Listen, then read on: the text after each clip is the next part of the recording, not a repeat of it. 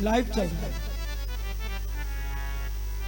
कि अगर कोई ना समझे, लेकिन तुम माताओं को समझना चाहिए कि शिव महापुराण में साधुओं को, महात्माओं को जो बन जाते हैं, जिस रास्ते पे चले जाते हैं, उनको स्पर्श कराना भी पाप के बराबर बताया। ये बात इसलिए कहते हैं कि हम जब आप लोगों को समझाते तो समझ में आता ही नहीं है। झट से देखा टांग खाए पकड़ो। अरे तुम्हारे टांग पकड़ने से हमारे 10 दिन का तपोबल समाप्त हो जाता है। दूर से प्रणाम कीजिए, जिनको पैर छुआने का है शौक उनके छीजिए, लेकिन मैं फिर कहूंगा कि माताओं को सिर्फ अपने पति के, जन्म देने वाले माता पिता और अपने गुरु के अलावा किसी के भी पैर नहीं छीने। लेकिन एक होड़ सी मच गई है, टांग नहीं दिखे तो महाराज पैर तो दिखाओ। मुझे कम से कम 2 साल हो गया इस मंदिर के अंदर ये गीत गाता हूँ, पैर नहीं छीना। मुझे उल्टा ज्ञान देती है माताएं, आप तो पंडित हो, आप तो महाराज हो। अरे भाई तेरी बात सही है ज्ञानी माता, मेरी भी सुन ली। ये मेरे हित की बात नहीं है कि भाई मैं बड़ा वो हूं, मेरे पैर मत छुओ, ये बड़े महात्मा बनते हैं ना। ये मेरे हित की बात नहीं है, ये तुम्हारे भी धर्म की बात है। बढ़िया महात्माओं को पैर छुओ, नरा चेला चाटी करो। मैं यहीं से बना हूं, इस जवाहर नगर की बस्ती ने, माता ने मुझे 20 वर्ष से प्यार दिया है। और मैं इस समाज में जिस दिन पक्का साधु बन के जाऊं तो कभी इस माताओं का सिर गर्भ से नीचे ना कर पाऊं। इनको गर्व हो कि एक शिवदास महाराज जो आज संन्यास पंथ पे चल रहा है, इन माताओं के बीच में से निकला है। मैं तुमसे ही सीखूंगा, तुम्ही से शुरुआत करूंगा, जब ही तो आगे समाज में बढ़ूंगा। जब तुम ही मेरे पैर नहीं छोड़ोगी तो मैं आगे कैसे बढ़ूंगा। इसलिए मैं कहता हूं मेरे पैर मत पकड़ो, मुझे बढ़ने दो।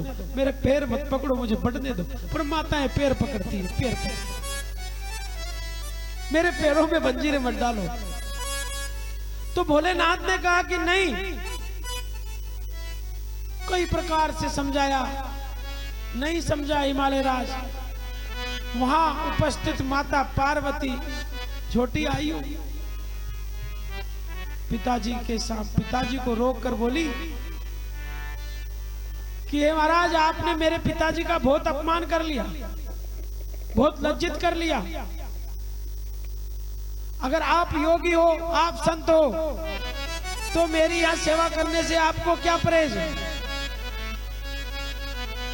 महादेव तो मुस्कुरा गए मनी मन में कि अब तो श्रीमती बोल गई। तो कौन सी सेवा दी फिर भी। अरे कोई आश्रम में सेवा दे तो माताओं की सेवा कहां तक सीमित है। आश्रम में गौ है तो उसको गौ का चारा डला दो, झाड़ू निकाल दो, बुहारे कर दो, बर्तन कर दो, ये कर दो। क्या महात्मा जी की कुटिया में जाके पैर ही दबाओगे। सेवा भी तो 2 प्रकार की होती है। तो माता पार्वती को भोलेनाथ ने सेवा दी कि यहाँ जो मेरे आंगन में झाड़ देगी, बुहार देगी, इतना ही है। माने नहीं, बहुत की जब जाके भोलेनाथ ने ठीक है। अब संसार को लीला भी तो दिखानी थी कि समझा भी दिया कि इन चीजों से संतों को दूर रहना चाहिए, और ये चीजें पास हो तो फिर क्या होता है ये भी दिखाएंगे। तो महाराज रोज की प्रक्रिया से माता पार्वती बेलपत्र पुष्प तोड़कर लाती, सेवा में रखती। ये क्रिया चलती रही। एक दिन महादेव बैठे हैं और उनकी नजर माता पार्वती के ऊपर पड़ी और वो मुस्कुरा गए, जरा सा मुस्कुरा गए। उसी समय कामदेव छुपकर बैठा था, उसने 5 बाण तुरंत महादेव पे चला दिया। बिना आधार के काम नहीं जगता है, बिना आधार के तुम्हें काम नहीं मार सकता है जब तक तुम्हारे पास आधारभूत नहीं होगा। साधु संत क्यों जंगल में फिरते हैं बेचारे, क्यों जंगलों में छुपके रहते हैं? क्योंकि आधार नहीं चाहिए। जब बचेंगे, काम बड़ा प्रबल है। विश्वामित्र मुनि जैसों को नहीं छोड़ा। बचने का उपाय सावधानी है। तो महाराज इस प्रकार से होते ही भगवान को तुरंत क्रोध आया। सोच रहे होंगे बड़ा विचित्र है, अभी बहुत आगे सुनो। क्रोध आया और क्रोधाग्नि से कामदेव को भस्म कर दिया। तपस्या फपस्या आश्रम फाश्रम सब रह गया और पार्वती माता थर थर कांपा। उसी समय पे जब पार्वती से मुस्कुराए और उसी समय दिखा तो भगवान का कुछ तेज पृथ्वी पर गिरा। उसी से आगे जाकर कार्तिक का जन्म होगा, उसकी कथा आगे आई, लेकिन बता दे ताकि तुमको याद रहे। अब महाराज पार्वती जी तो अपने महलों में चली गई, उधर से भगवान वहां से स्थान छोड़कर चले गए और घोर तपस्या में लीन हो। ब्रह्मा विष्णु सारे देवता तुरंत भगवान समाधि में चले जाएंगे, समाधि में चले जाएंगे। महाराज ये आपने क्या किया? इस सृष्टि से कामदेव को जला के भस्म कर दिया। भगवान ने कहा बढ़िया बेटा हो, तुम भी सुखी सु भजन करो, अब ना रहेगा बांस न जगेगी बांसुरी। भोलेनाथ ने कहा जो दुष्ट था उसको मैंने जला के भस्म कर दिया, अब तुम भी आराम से भजन करो। अब काम के बिना भी ये संसार नहीं चल सकता। संसार किसी भी देवता के बिना नहीं चल सकता।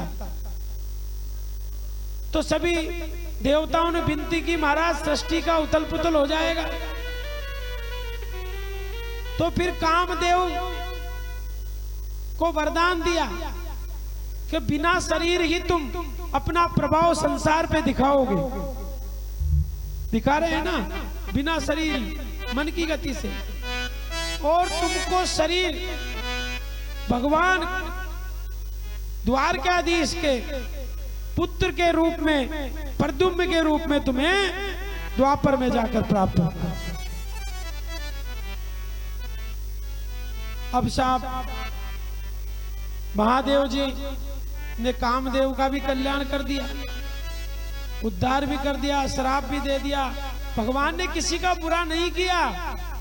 उन्होंने तो यहाँ तक कि राक्षसों का वध किया, उनका भी ऐसा कल्याण किया है जो आज भी अमर होकर पूज रहे हैं। उदाहरण के तौर पे हमारे शंकर का पूजा में तुलसी माता, तो उन्होंने बोले, कहते हैं ना भगवान के आंसू से मर जाए तो हमारी मुक्ति हो जाए। मुक्ति यही है। तो कामदेव ने कहा अगर मैं देवताओं के लिए काम आया हूं तो मुझे कोई इस चीज का, रति विलाप करने लगी तो रति आशीर्वाद दिया। अब भगवान शंकर के पास